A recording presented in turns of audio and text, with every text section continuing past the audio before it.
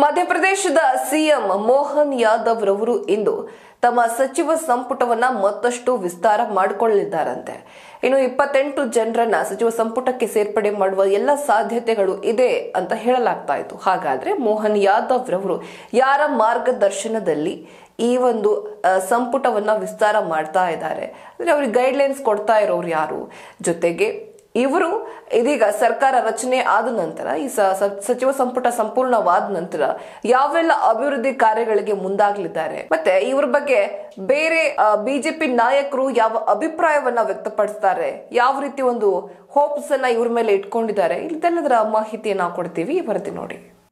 ಮಧ್ಯಪ್ರದೇಶದ ಸಿಎಂ ಮೋಹನ್ ಯಾದವ್ ಅವರ ಸಚಿವ ಸಂಪುಟದ ಮೊದಲನೇ ವಿಸ್ತರಣೆಯ ಭಾಗವಾಗಿ ಇಂದು ಸಚಿವರು 28 ಜನ ಕೂಡ ಪ್ರಮಾಣ ವಚನ ಸ್ವೀಕರಿಸಲಿದ್ದಾರೆ. ಪ್ರಧಾನಿ ಮೋದಿ, ಕೇಂದ್ರ ಗೃಹ ಸಚಿವ ಅಮಿತ್ ಶಾ, ಬಿಜೆಪಿ ಅಧ್ಯಕ್ಷ ಜೆಪಿ ನಡ್ಡಾ ಮತ್ತು ರಾಜ್ಯ ಪಕ್ಷದ ಮುಖ್ಯಸ್ಥ ವಿ.ಡಿ. ಶರ್ಮಾ ಅವರ ಮಾರ್ಗದರ್ಶನದಲ್ಲಿ ಹೊಸ ಸಚಿವ ಸಂಪುಟವು ರಾಜ್ಯದ ಅಭಿವೃದ್ಧಿಗಾಗಿ ಕೆಲಸ ಮಾಡುತ್ತದೆ ಎಂದು ನಡ್ಡಾ ಅವರನ್ನ ಭೇಟಿ ಮಾಡಿದ ಸಿಎಂ ಸ್ಪಷ್ಟನೆಯನ್ನ ನೀಡಿದ್ದಾರೆ.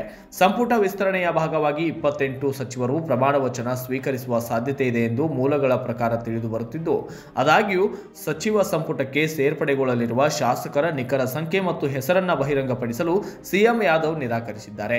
230 ಶಾಸಕರನ್ನ ಹೊಂದಿರುವ ಮಧ್ಯಪ್ರದೇಶದ ಸಚಿವ ಸಂಪುಟದ ಗರಿಷ್ಠ ಸಂಖ್ಯಾಬಲ ಸಿಎಂ ಸೇರಿದಂತೆ 235 ಆಗಿದೆ. ಈ ಬಗ್ಗೆ ಮಾತನಾಡಿದಂತಹ ಬಿಜೆಪಿ ನಾಯಕರೊಬ್ಬರು, ಯಾದವ್ ಅವರ ಕ್ಯಾಬಿನೆಟ್ ಹೊಸ ಮುಖಗಳನ್ನು ಹೊಂದಿರುತ್ತದೆ. ರಾಜ್ಯ ವಿಧಾನಸಭಾ ಚುನಾವಣೆಯಲ್ಲಿ ಯಶಸ್ವಿಯಾಗಿ ಸ್ಪರ್ಧಿಸಿದ ಸಂಸತ್ ಸದಸ್ಯರು ಸೇರಿದಂತೆ ಹಿರಿಯ ನಾಯಕರನ್ನ ಹೊಂದಿರುತ್ತದೆ.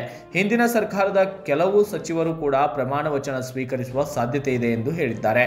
ಅಲ್ಲದೆ ಯಾದವ್ ಅವರು ಸಂಪುಟ ವಿಸ್ತರಣೆಗೆ ಮುನ್ನ ರಾಜ್ಯಪಾಲ ಮಂಗುಬಾಯಿ ಪಟೇಲ್ ಅವರಿಗೆ ಸೇರ್ಪಡೆಗೊಳ್ಳಲಿರುವ ಸಚಿವರ ಪಟ್ಟಿಯನ್ನು ಹಸ್ತಾಂತರಿಸಿದರು.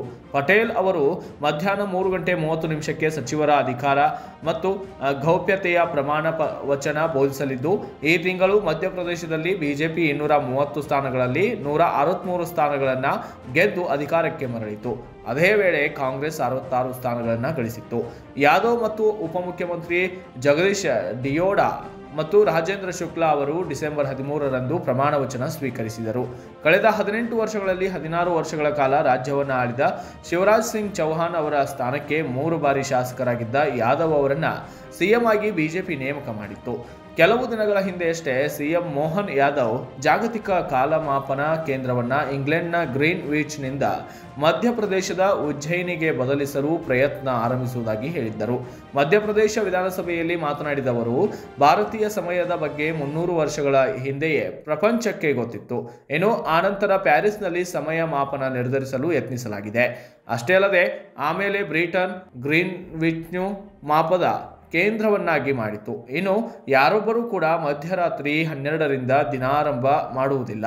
ಜನರು ಸೂರ್ಯೋದಯದ ಹೊತ್ತಿಗೆ ಅಥವಾ ನಂತರ ಏಳುತ್ತಾರೆ. ನಮ್ಮ ಸರ್ಕಾರ ಉಜ್ಜಯಿನಿಯನ್ನ ಜಾಗತಿಕ ರೇಖಾಂಶ ಕೇಂದ್ರವನ್ನಾಗಿ ಪರಿಗಣಿಸಲು ಕೆಲಸ ಮಾಡುತ್ತದೆ.